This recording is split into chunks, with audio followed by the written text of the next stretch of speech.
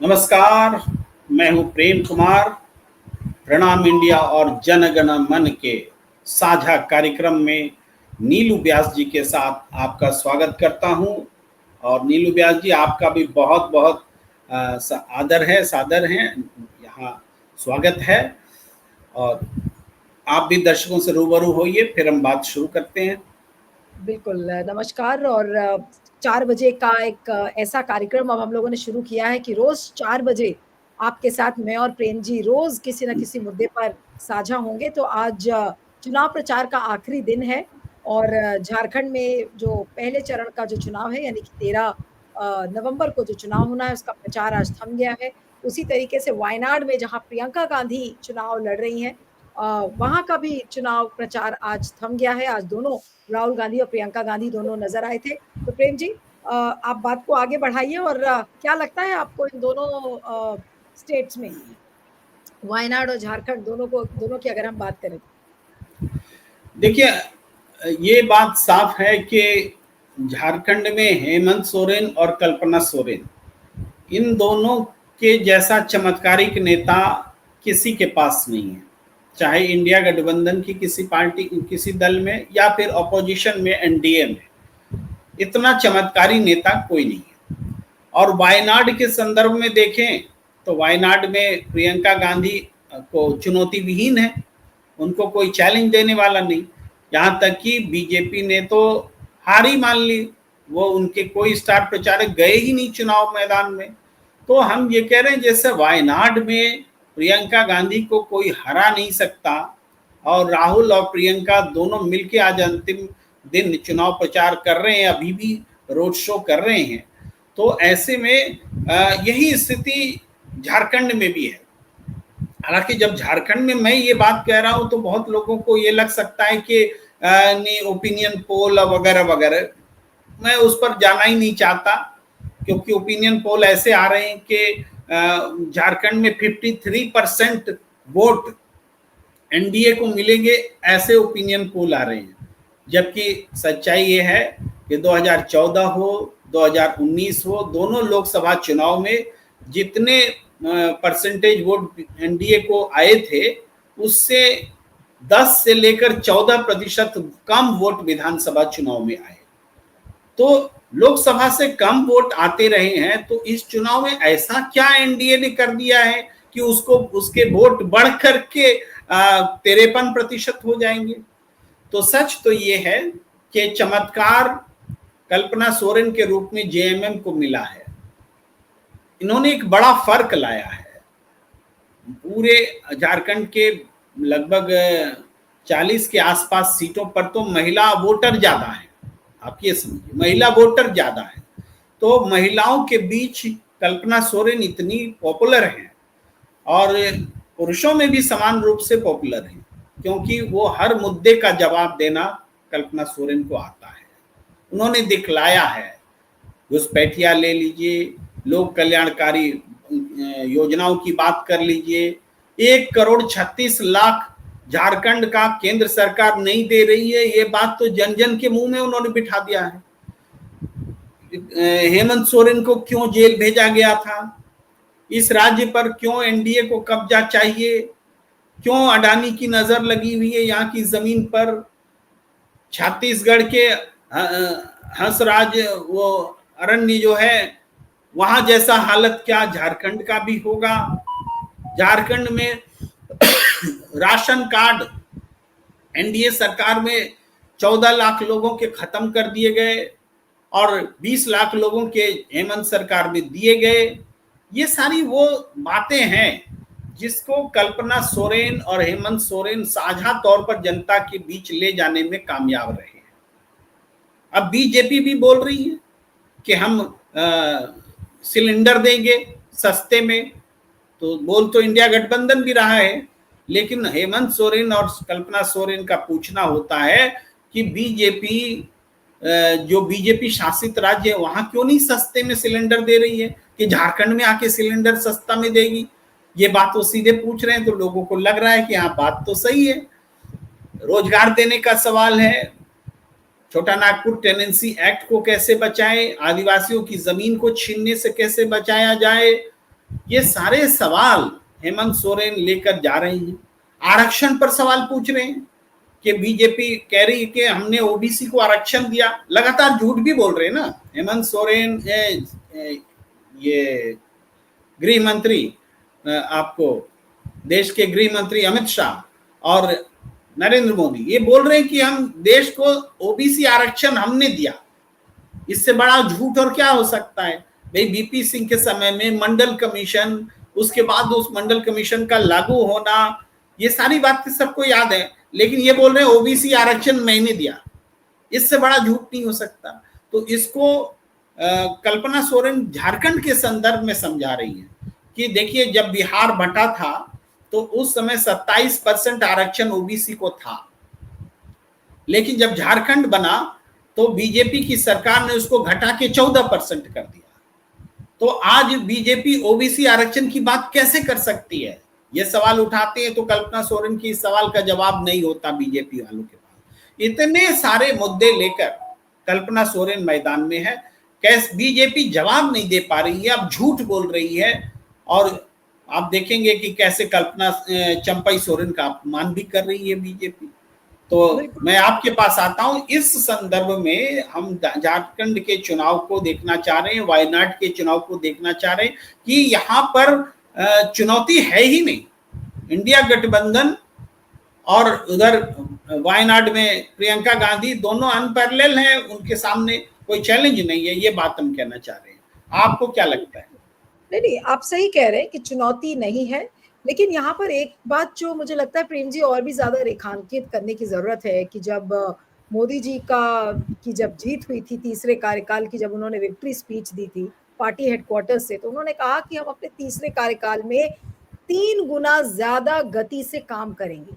अब यहाँ पे व्यूअर्स को बताने की जरूरत है कि वो जो तेज गति वाला काम है वो क्या है। तेज गति से अगर कोई मोदी जी काम कर रहे हैं तो वो झूठ बोलने का काम कर रहे हैं। तेज गति से अगर जो काम हो रहा है वो फेक नैरेटिव फैलाने का हो रहा है, चाहे वो झारखंड हो चाहे महाराष्ट्र हो, आप किसी भी राज्य में उठा के देख लीजिए। मोदी जी वापस आए हैं, हरियाणा में इतने ज्यादा वो नजर नहीं आ रहे थे, लेकिन महाराष्ट्र और झारखंड में वो पूरे 3 गुना ज्यादा स्पीड से झूठ बोलते हुए नजर आ रहे हैं। कटोगे बटोगे का जो नैरेटिव है, पहला जो दबा कुचला नैरेटिव जो भी थोड़ा बहुत लगता था, बिल्कुल खुला खेल, फरुखाबादी वाला खेल है इस समय जो मोदी जी खेल रहे हैं। या अगर योगी जी कहते हैं कि कटोगे बटोगे, तो वो कहते हैं हम एक है तो सेफ है, उसके पोस्टर्स तक लगाए जा रहे हैं। तो आप ये सोच लीजिए कि जो भी पोलस्टर्स ने एनडीए की जीत बताई है कि भाई एनडीए जीत रही है या महायुति जीत रही है, तो ये झूठ के आधार पर ये पूरी जीत की का जो आर्किटेक्चर है वो गढ़ा जा रहा है।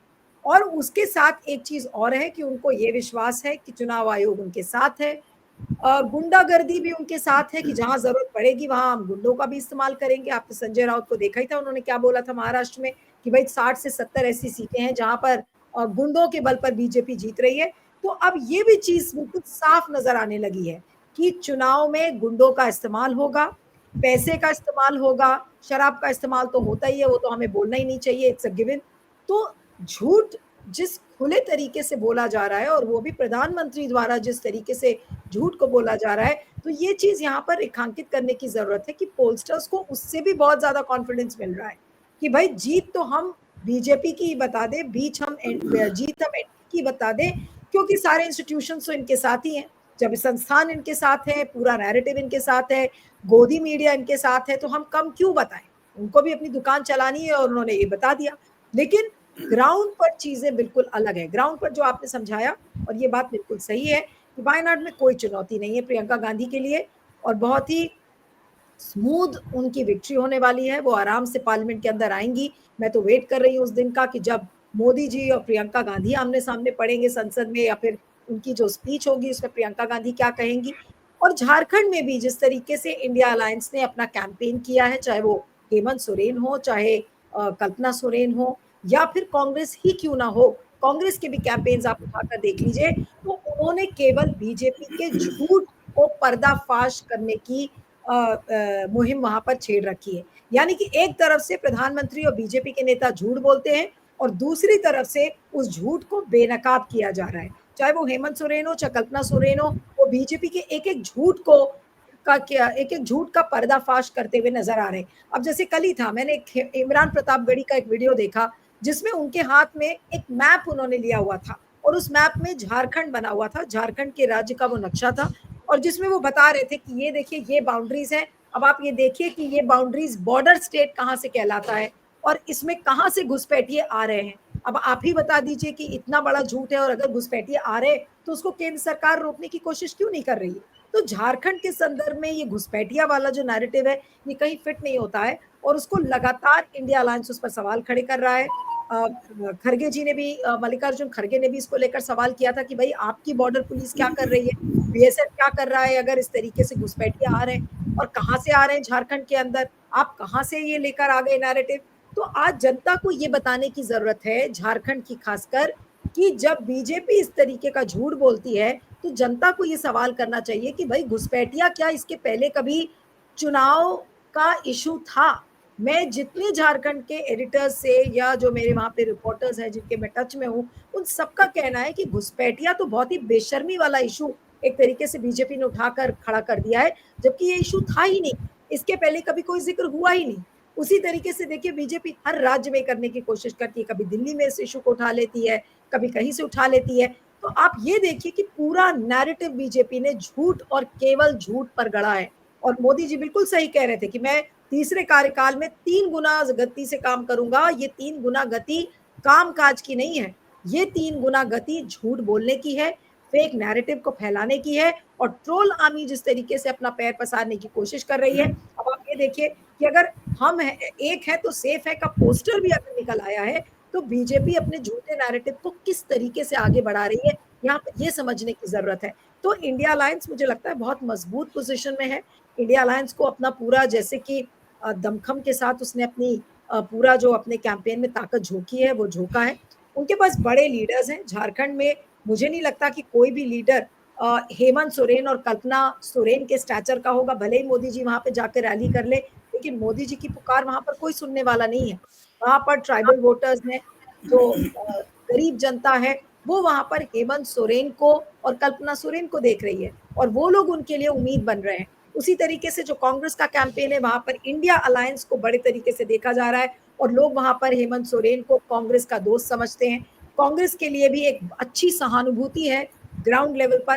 तो मुझे लगता है कि कुल मिलाकर इंडिया अलायंस को अच्छी खासी बढ़त झारखंड में मिलेगी। और जहां तक वायनाड का सवाल है तो वहां तो कोई चुनौती है ही नहीं और प्रियंका गांधी लगातार पर्दाफाश बीजेपी का कर रही है, मोदी जी की खामियों को गिना रही है। तो मुझे लगता है कि वायनाड का चुनाव, वायनाड तो जीतेंगी ही, लेकिन इस वायनाड के चुनाव से आपको एक राष्ट्रीय गूंज प्रियंका गांधी की सुनाई पड़ेगी कि वो किन किन मुद्दों को लेकर वो संसद में आएंगी। आप प्रियंका गांधी की कोई भी स्पीच आप वहां पर उठाकर देखिए तो उन्होंने राष्ट्रीय लेवल का अपना चुनाव वहां पर ऑलमोस्ट उसको किया है, क्योंकि जाहिर सी बात है वो एक एमपी की सीट है और नेशनल लोकसभा के चुनाव के लिए जिस तरीके के इश्यूज की बात करनी चाहिए उन्होंने उन्हीं उसी तरीके के इश्यूज को उठाया है और बराबर बीजेपी की हेट पॉलिटिक्स, मोदी जी के झूठों को उन्होंने भी बेनकाब किया है।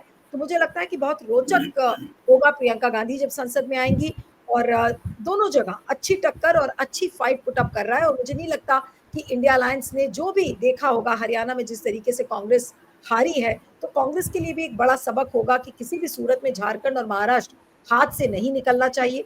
और उम्मीद मुझे इसलिए भी है क्योंकि भले ही कांग्रेस अगर अकेली लड़ाई लड़ती है और गुटबाजी की खबरें इधर उधर से आ जाती हैं, लेकिन जब India alliance as a bloc जब लड़ता है तो वहां पर कांग्रेस को भी ताकत मिलती है और जो रीजनल शत्रप से उनको भी ताकत मिलती है। यानी कि जेएमएम वहां पर कांग्रेस को ताकत देता हुआ नजर आ रहा है, कांग्रेस जेएमएम को ताकत देती हुई नजर आ रही है। और उसी तरीके से महाराष्ट्र का चुनाव है, महाराष्ट्र के चुनाव में भी आप देखिए कि महायुति के सामने महाराष्ट्र विकास अघाड़ी काफी भारी पड़ रहा है उन पर। और जिस तरीके से वहां पर कैंपेन चल रहा है तो लोग यही कह रहे हैं कि कांग्रेस की भी नैया वहां पर पार हो जाएगी, क्योंकि वहां पर शरद पवार और उद्धव ठाकरे हैं। तो एक बड़ी उम्मीद इंडिया ब्लॉक के लिए है और ये अच्छी बात है कि एक इंडिया अलायंस जो बना था, जिसके बारे में लोग कहने लगे थे कि अरे वो टूट गया है, वो फूट गया है, ज्यादा दिन के साथी नहीं है, तो ये आज प्रूव करता है कि लोकसभा चुनाव के बाद भी उनकी जो यूनिटी है, जो उनका एक यूनिफाइड कैंपेन है, वो किस तरह से आगे चल रहा है। महाराष्ट्र विकास अघाड़ी का की जो यूनिटी है, उनकी एकता है, वो सब उसको एक एग्जाम्पल के तौर पर ले रहे हैं। और दूसरी तरफ झारखंड भी इसका एक जीता जागता एग्जाम्पल है। अभी कल ही परसों मैं क्लिप देख रही थी कल्पना सोरेन की, जिसमें वो बार बार राहुल गांधी का जिक्र कर रही थी, मल्लिकार्जुन खड़गे का जिक्र कर रही थी। ऐसा नहीं था कि कल्पना सोरेन अपना कैंपेन कर रही तो केवल और केवल वो जेएमएम की बात कर रही है, वो इंडिया ब्लॉक की बात कर रही है। और वहां पर बीजेपी बिल्कुल तितर बितर लगती है। बीजेपी ने क्या किया, चंपाई सोरेन को अपने तरफ खींच लिया, यानी कि चुराने का, हर जगह चुराने का काम बीजेपी कर रही है, हर जगह फेक नैरेटिव और झूठ को फैलाने का काम कर रही है। तो जब बुनियाद झूठ पर बनी हो तो वो दीवार कितने दिन टिकेगी। और मुझे लगता है कि झारखंड की भी जनता, जिसको कि बीजेपी समझती है कि भाई ज्यादा पढ़े लिखे नहीं है, वो मूर्ख है, उनको आराम से मूर्ख बना लिया जाएगा, घुसपैठिया और तमाम क्या आपकी हम वो लोग बेटी ले गए, इस तरीके की बातें जो मोदी जी ने की थी, मुझे नहीं लगता कि अब झारखंड की जनता को मूर्ख बनाना इतना आसान होगा। उनको भी समझ में आ गया है,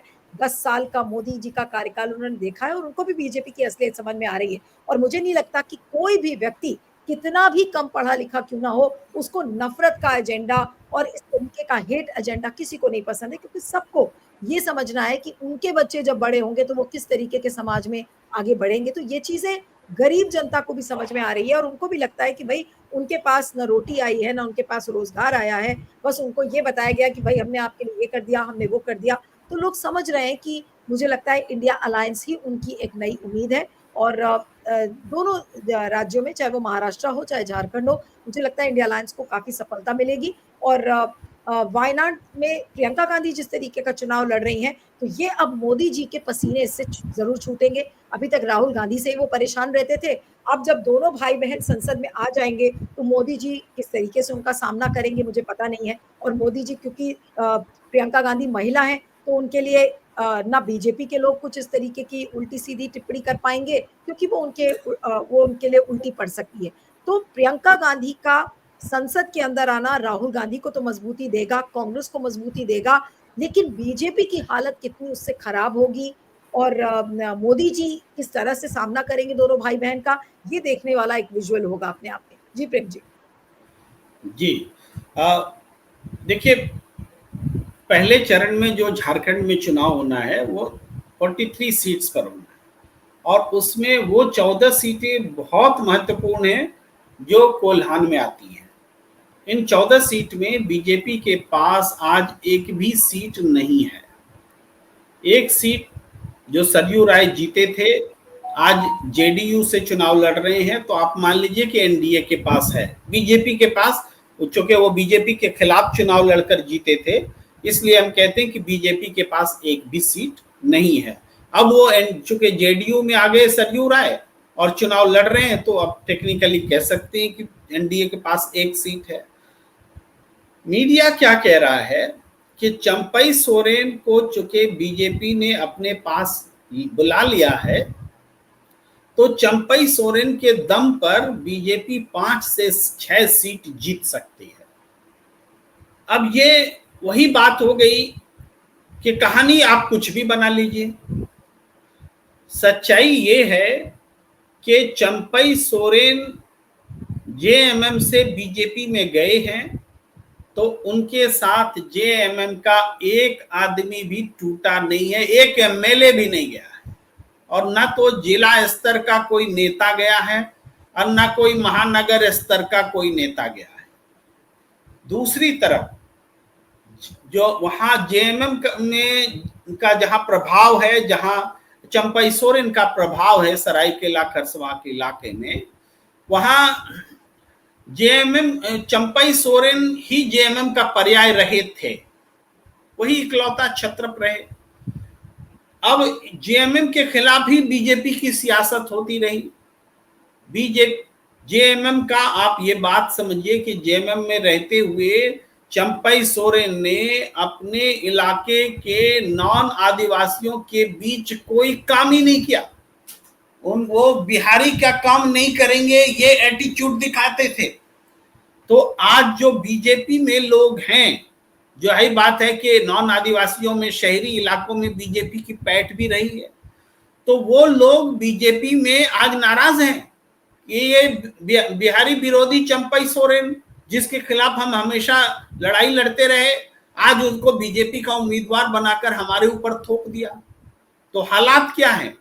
कि बीजेपी का कैडर भी हेमंत सोरेन के लिए काम करने को तैयार नहीं है, और जेएमएम का कैडर तो दगाबाज मानता ही है कि जिसने मुख्यमंत्री बनाया चंपई सोरेन को, जिस हेमंत सोरेन को जेल भेजा गया, उनकी विपत्ति में साथ देने के बजाय ये आदमी बीजेपी की गोद में चला आया। तो जेएमएम के लोग तो उनके साथ गए नहीं, अब बीजेपी के लोग खफा हैं, और तब ये कह रहे हैं कि उनका असर 5 से 6 सीटों पर हो जाएगा।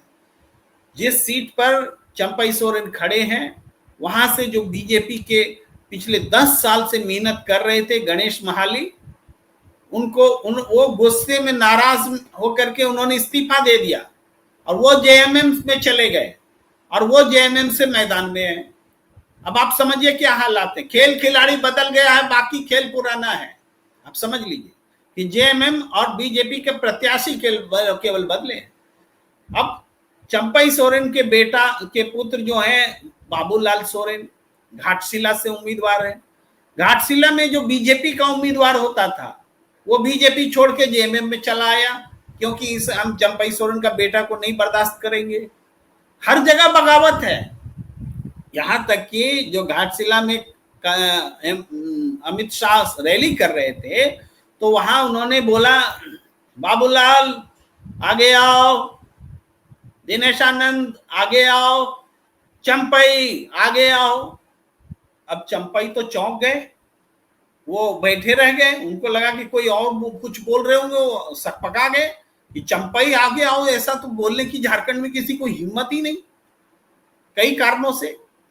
एक तो पूर्व मुख्यमंत्री, दूसरा उस इलाके के सम्मानित नेता आदिवासियों में, और तीसरी बात कि बीजेपी उनको बुलाकर लाई है हेमंत सोरेन के पैरेलल में।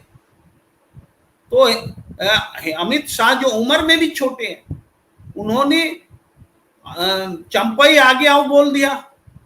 इसका असर चंपई पर भले न पड़ा हो, लेकिन घाटशिला की आदिवासी जनता पर जरूर पड़ा है कि आदिवासी का अपमान कर रहे हैं, आदिवासी बुजुर्ग का अपमान कर रहे हैं। अगर आज चंपई सोरेन आदिवासी नहीं होते, कोई ब्राह्मण होते, तो क्या अमित शाह की मजाल थी कि वो चंपई इधर आओ बोल सकते?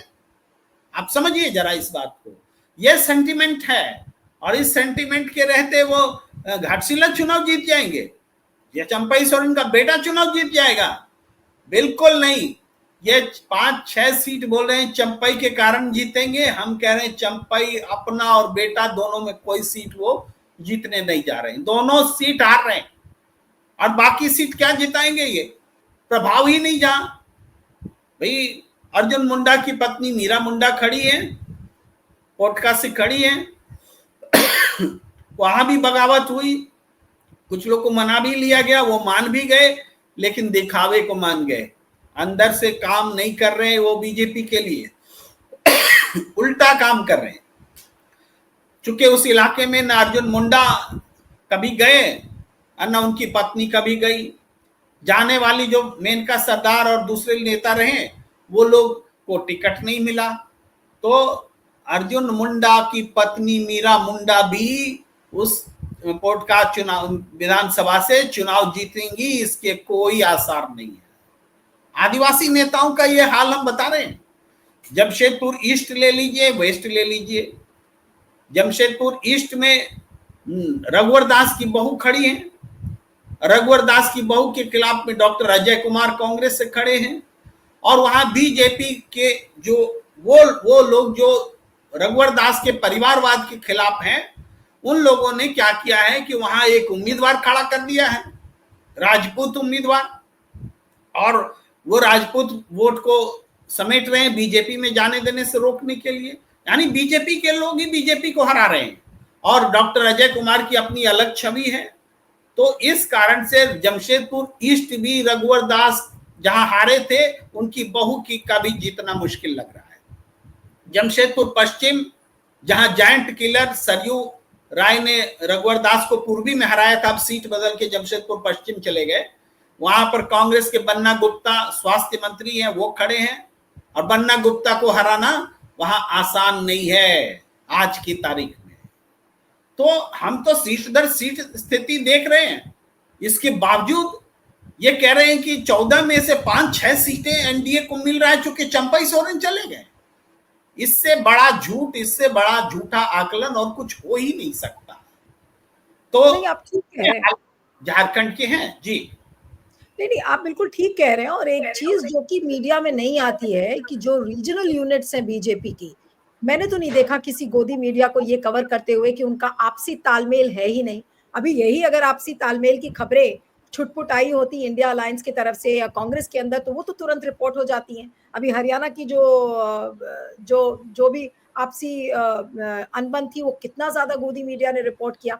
क्या आपने एक भी जगह खबर देखी कि झारखंड की बीजेपी की यूनिट में कोऑर्डिनेशन नहीं है? उनके आपस में लीडर्स, जो अभी प्रेम जी बता रहे थे कि उनके आपस में ही लीडर्स लड़ रहे हैं, कट रहे हैं आपस में ही, उसको कितना गोदी मीडिया रिपोर्ट करता है? तो ये तो नहीं होता। वही चीज हमने महाराष्ट्र में देखी है। वायनाड की बात नहीं करूंगी क्योंकि वायनाड का जो चुनाव है वो तो क्लीन स्लेट है, प्रियंका वहां पे जीती रही है।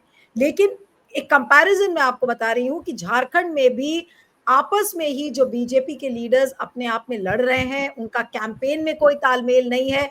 मोदी जी ने जो कह दिया वो एक बड़ी हेडलाइन बन गई, या अमित शाह ने जो कह दिया वो एक बड़ी हेडलाइन बन गई, या आपने दूसरे अपने बीजेपी शासित राज्यों के मुख्यमंत्रियों को बुला लिया, जैसे कि मोहन यादव अभी कुछ दिन पहले दिखे थे और बोलते हुए वो भी अमित शाह की लाइन लेकर चल रहे हैं, मोदी जी की लाइन लेकर, कह रहे भाई आपने रांची को कराची बना दिया। अभी 2-3 दिन पहले की बात है, वो उन्होंने मोहन यादव ने कहा था कि अरे रांची को तो उन्होंने कराची बना दिया इन्फिल्ट्रेटर्स वाले इशू पर। तो केवल और केवल झूठ बोलना, और आपस जो उनकी अपनी कमियां हैं बीजेपी उनको कभी बाहर नहीं आने देगी। और अगर गोदी मीडिया को ये कमियां पता भी हैं तो भी गोदी मीडिया इसके बारे में कभी रिपोर्ट नहीं करता है। इसलिए अगर आप ये सोच रहे हैं कि वाह बीजेपी का कैंपेन तो बड़ा अच्छा है, बीजेपी दूध का धुला हुआ एक कैंपेन कर रही है, तो ऐसा नहीं है। वहां पर उनके यहाँ आपस में भी लोग लड़ रहे हैं, कोई कोऑर्डिनेशन नहीं है, नफरत भरा कैंपेन है जो पूरा झूठ पर आधारित है। और केवल मोदी जी के पीछे पूरी सेना खड़ी हुई है कि भाई जाओ, अब आप जो भी बोलोगे आप ही के भरोसे हम झारखंड का चुनाव जीत लेंगे। तो आपको लग रहा है कि मोदी जी के भरोसे बीजेपी झारखंड का चुनाव जीत पाएगी? हरियाणा में आपने देखा था क्या हाल हुआ था। हरियाणा में तो बीजेपी के लीडर्स को बिल्कुल चिल्ला चिल्ला कर लोगों ने बाहर भगा दिया था। मोदी जी की कितनी रैलीज खाली गई थी। तो वही चीज गोदी मीडिया जो रिपोर्ट नहीं कर रहा है, उस चीज को जानने की जरूरत है, क्योंकि खबर असली वहां पर है। आपसी तालमेल नहीं है, गुटबाजी है। बीजेपी के नेता पहले जैसे था, एक जो यूनिटी दिखती थी वो अब बिल्कुल नहीं है। बीजेपी का एक नेता दूसरे बीजेपी के नेता की जड़ें काट रहा है। महाराष्ट्र उसका जीता जागता एग्जाम्पल है। देख लीजिए अजीत पवार और एकनाथ शिंदे को, वो तो लग गए कि भाई बीजेपी की सीट भले ही कम आ जाए, लेकिन उनकी सीटें अगर ज्यादा आ गई तो फिर अजीत पवार और एकनाथ शिंदे का पत्ता साफ हो जाएगा। बिल्कुल यही जो चीज है वो झारखंड में भी नजर आ रही है, लेकिन आपको गोदी मीडिया रिपोर्ट करता हुआ नजर नहीं आएगा। और अगर हम और प्रेम जी जैसे लोग अगर आपको ये बात बताने की कोशिश करेंगे तो कहेंगे अरे आप तो भ्रम फैला रहे हो। तो इसमें भ्रम फैलाने की तो बात है नहीं। सही बात यही है कि बीजेपी अपनी कोई भी गलती को, अपनी कोई भी शॉर्टकमिंग को, कोई भी लूपहोल को ना वो बाहर आने देती है, और गोदी मीडिया उसको जानते हुए भी नहीं रिपोर्ट करता है। तो आप ये समझ लीजिए कि बीजेपी के अंदर भी कितनी उथल पुथल है। और अमित शाह और मोदी जी जो कैंपेन में इतनी बड़ी बड़ी बातें सीना फुला फुला कर करते हैं, वो केवल और केवल दिखावा है। अंदर से उनको सुगबुगाहट है कि इंडिया अलायंस इस बार अच्छा कर रहा है। उनको इस बात की भी परेशानी है कि पब्लिक सेंटिमेंट उनके साथ नहीं है, लोग देख चुके हैं। और एक सबसे बड़ा जो एक यूनिफाइंग फैक्टर, चाहे वो वायनाड हो, चाहे झारखंड हो, चाहे महाराष्ट्र हो, इस बार सिंपैथी फैक्टर बहुत प्ले करेगा। सिंपैथी फैक्टर, चाहे हमने 1984 का जब चुनाव देखा था, जब इंदिरा गांधी की हत्या हुई थी, उसके बाद जो चुनाव हुआ था, सिंपैथी वेव जिसे कही गई थी, 400 से ज्यादा सीटें कांग्रेस को मिली थी। तो आज सिंपैथी वेव एक तरीके से वो भी नजर आती है महाराष्ट्र में, भले ही उसकी कोई गोदी मीडिया ना बात करे। झारखंड में हेमंत सोरेन के लिए एक सिंपैथी है कि लोगों को लगता है कि अरे उस मुख्यमंत्री को, एक आदिवासी नेता को जेल भेज दिया गया, उसके पीछे जांच एजेंसीज पड़ गई। ये एक अंडरलाइंग फैक्टर है और ये बहुत पोटेंशियल फैक्टर होगा झारखंड में। उसी तरीके से महाराष्ट्र में उद्धव ठाकरे के लिए एक बड़ी सिंपैथी है, और वो सिंपैथी इस तरह है कि अभी तक लोगों को लगता है कि जो उद्धव ठाकरे के साथ हुआ वो गलत हुआ, कोर्ट्स ने भी उनका साथ नहीं दिया। तो ये बहुत ही प्रिडोमिनेंट फीलिंग है। तो ये सिंपैथी फैक्टर जो चीज एक नजर आ रही है, और सिंपैथी की जगह एम्पैथी कह लीजिए वायनाड में प्रियंका के साथ होगी कि भाई राहुल गांधी यहाँ के कर्ता धर्ता थे, अब राहुल गांधी को दूसरी जगह जाना पड़ा, तो अब उनकी बहन का साथ हमें देना है। तो सिंपैथी और एम्पैथी एक बहुत ही पोटेंशियल फैक्टर इस बार होगा, जो कि इंडिया अलायंस को बढ़त दिलाएगा। और यहाँ पर ये समझने की जरूरत है कि बीजेपी का पूरा कैंपेन एक उस दीवार की तरह है जो मिट्टी से बनी हुई है, उसमें फूकने की कोशिश की जा रही है, बहुत सारा झूठ फूकने की उसमें कोशिश की जा रही है, बहुत सारी उसमें हवा भरने की कोशिश की जा रही है, लेकिन मिट्टी की दीवार मिट्टी की ही रहेगी। आज नहीं गिरेगी तो वो कल गिर ही जाएगी। इस चीज को समझना जरूरी है। जी प्रेम जी। जी जी बिल्कुल, आप सही कह रहे हैं।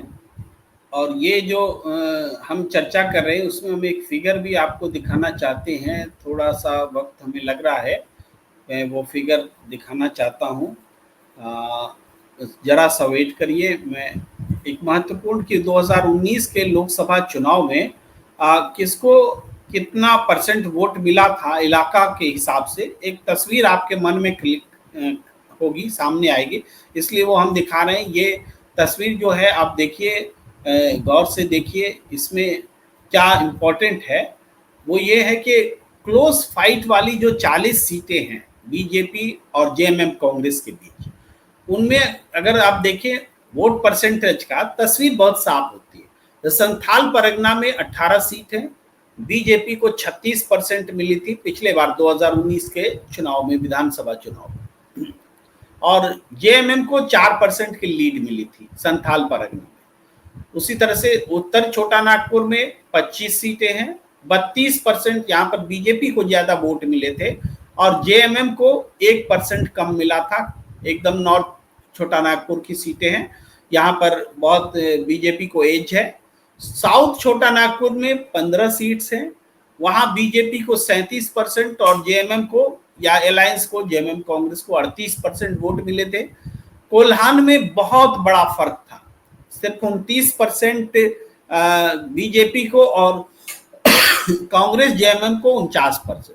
इसका कारण है कि कोल्हान में कांग्रेस का भी अपना प्रभाव है, कई सीटों पर कांग्रेस और जेएमएम मिल जाती हैं तो फिर बीजेपी के लिए एक एक सीट निकालना मुश्किल हो जाता है। यही कारण है कि कोल्हान में ये गठबंधन बहुत बड़ा अच्छा अपने हक में रिजल्ट लेता है। इसके अलावा पलामू में 9 सीटें हैं, यहाँ पर पलामू में बीजेपी को स्पष्ट बढ़त है, 37% वोट और जेएमएम को कांग्रेस अलायंस को 30% वोट। तो ये भी बात बता रही है, आंकड़े भी बता रहे हैं कि बीजेपी के लिए पलामू में या फिर उत्तरी छोटा नागपुर में या यहाँ तक कि साउथ दक्षिणी छोटा नागपुर में भी बराबरी का और कांटे का संघर्ष है। ये संघर्ष है, इस बात को मानते हैं, संघर्ष तो है, लेकिन ये संघर्ष ऐसा नहीं है कि चुनाव पलट दे। और इसमें कोई तब्दीली नहीं आई है तभी से पहले से लेके आज तक में ऐसी तब्दीली कि जो चुनाव को पलट दे। तो नीलू जी, एक आखिरी कमेंट हम आपसे चाहते हैं कि जैसे वायनाड में तो एक तरफा है, अगर वायनाड में प्रियंका गांधी चुनाव हार जाए तो कोई ईवीएम पर भरोसा करेगा? सीधा सवाल। जैसे कश्मीर घाटी में अगर बीजेपी जीत जाती तो कोई ईवीएम पर भरोसा करता क्या? ठीक वैसे ही हालात हैं। झारखंड में भी अगर आदिवासी बहुल सीटों पर 28 में जहां 26 जेएमएम है, अगर वहां पर चुनाव बदल जाए और बीजेपी के पक्ष में चला जाए तो कोई ईवीएम पर भरोसा नहीं करेगा। नीलू जी, नहीं, ये बात बिल्कुल सही है, लेकिन ईवीएम पे जब आप भरोसे की बात करते हैं तो प्रेम जी वही होता है कि भाई आप अगर उस चीज को आप कोर्ट में चैलेंज करेंगे, कोर्ट में चैलेंज करने में एक तो इलेक्शन पिटिशंस की कोई मियाद नहीं होती है, कोई टाइम बाउंड नहीं है, कभी आया नहीं आया। लेकिन उससे भी ज्यादा बड़ी चीज है कि कोर्ट्स आपको बहुत ज्यादा सहायता करते हुए इसमें नजर नहीं आएंगे। कोई भी इलेक्शन पिटिशन हो, आप देख लीजिए कोर्ट्स का रवैया कि क्या होता है इलेक्शन पिटिशंस को डील करने में, महीनों लग जाते हैं, कोई उस पर सुध लेने की कोशिश नहीं करता। अदालतें ये कह देती हैं कि भाई ये तो कॉन्स्टिट्यूशनल अथॉरिटी है, उस पर हमें डाउट नहीं क्रिएट करना चाहिए। लेकिन ये बात सही है कि ईवीएम पर भरोसा तो लोग नहीं करेंगे, और बार बार इस चीज को लेकर कहा भी है। अब तो इलॉन मस्क तक ने ये कह दिया है कि भाई ईवीएम्स हैक हो सकती हैं, तो फिर ईवीएम पर लोग डाउट तो करेंगे ही। लेकिन क्या हमारा देश वापस बैलेट पेपर पर जाएगा। बहुत सारे लोग हैं इस समय जो ईवीएम हटाओ को लेकर कैंपेन कर रहे हैं, लेकिन ईवीएम क्या इतना बड़ा मुद्दा बनेगा? और मैं वापस उसी बात पर आती हूँ कि इलेक्टोरल डेमोक्रेसी, मुझे लगता है चुनाव लड़ने से ज़्यादा बड़ा इश्यू इलेक्टोरल डेमोक्रेसी का है, जो कि बहुत सारे लोग इस समय कह रहे हैं कि भाई विपक्षी पार्टीज चुनाव को बॉयकॉट क्यों नहीं कर देती हैं? जब पता ही है कि चुनाव को इस तरीके से चुराया जाएगा, तो फिर ईवीएम को ही एक बड़ा मुद्दा बनाकर आप बॉयकॉट कर दीजिए चुनाव को। लेकिन ऑपोजिशन पार्टीज ये चीज़ कर नहीं पाती हैं। अब आपने ईवीएम का मुद्दा रेज़ किया, इसलिए मैं ये बात कह रही हूँ कि भई ऑपोजिशन चुनाव लड़ रहा है। मैं ये नहीं कह रही हूँ कि चुनाव नहीं लड़ रहा है। उनके पास संसाधन नहीं है, तो भी वो चुनाव लड़ रहे हैं। लेकिन इलेक्टोरल डेमोक्रेसी कितना बड़ा इश्यू होगा ऑपोजिशन पार्टीज के लिए या फिर किसी भी पार्टी के लिए, ये एक बड़ा मुद्दा है, क्योंकि जब तक आप इलेक्टोरल डेमोक्रेसी को एक बड़ा मुद्दा नहीं बनाएंगे, तब तक मुझे लगता है कि ईवीएम को हटाना संभव नहीं होगा। और इसी तरीके से हम बार-बार डाउट करेंगे ईवीएम पर, लेकिन फिर वापस हम उसी प्रक्रिया में आ जाएँगे। तो जब संस्थान खरीद लिए गए हैं, संस्थान कॉम्प्रोमाइज़्ड हैं, आपके पास पैसा नहीं है चुनाव लड़ने का क्योंकि सारा पैसा एक ही पार्टी के पास है, तो फिर आप क्या कर लेंगे? बहुत ही बेबसी और बहुत ही लाचारी होगी, लेकिन देखना होगा, क्योंकि कई बार होता है कि हर चीज़ को जनता फ़ेल कर देती है और जनता को भी ये समझ में आ रहा है कि भई हर चीज़ की एक हद होती है और बीजेपी की भी एक लिमिट होगी, जिस लिमिट को बीजेपी हो सकता है क्रॉस ना कर पाए और जनता को ये असलियत समझ में आ जाए। तो देखते हैं क्या होता है। जी, प्रेम जी। जी।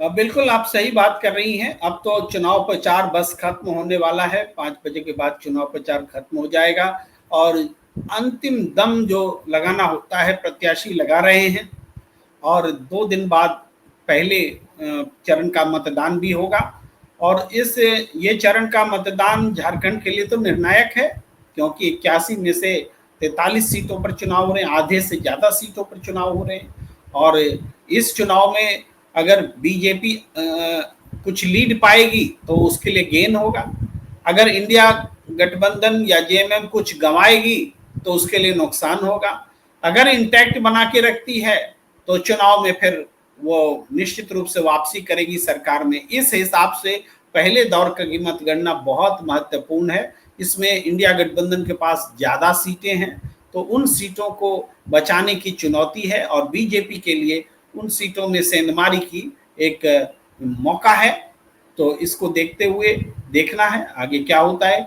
लेकिन आज की चर्चा को यहाँ विराम देने से पहले एक अपील कि आप जन गण मन 24/7 और प्रणाम इंडिया को लाइक कीजिए, सब्सक्राइब कीजिए, शेयर कीजिए, ज्वाइन का बटन दबाइए और इस चर्चा का हिस्सा बनिए, चाहे जिस तरह से आपको उचित लगता हो। जी नीलू।